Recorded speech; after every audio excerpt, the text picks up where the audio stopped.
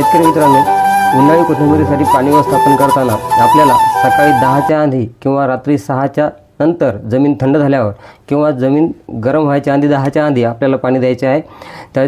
त्याच्यामुळे आपल्या कोथिंबीरीला मर लागणार नाही, कारण की कोथिंबीर पिकामध्ये बऱ्याच प्रमाणात मर लागतो आणि अशा उन्हाळ्याच्या दिवसामध्ये आपण जर दुपारी पाणी दिलं तर दुपारी बऱ्याच प्रमाणात जमीन तापलेली असते। त्याच्यामुळे आपल्या कोथिंबीरीला शॉक बसून आपल्या कोथिंबीरीमध्ये मर रोग 100% होण्याचे चान्सेस वाढतात। त्याच्यामुळे आपण सकाळी किंवा संध्याकाळी या 2 टाईममध्ये आपल्या कोथिंबीरीला पाणी द्यावे, दुपारी देऊ नये। आणि पाणी देताना आपण मिनी स्प्रिंकलर छोटी बारीक त्यानेच पाणी द्यावे किंवा रेन पाईपने पाणी द्यावे।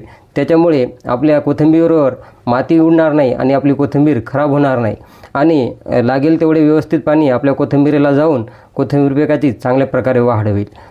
धन्यवाद।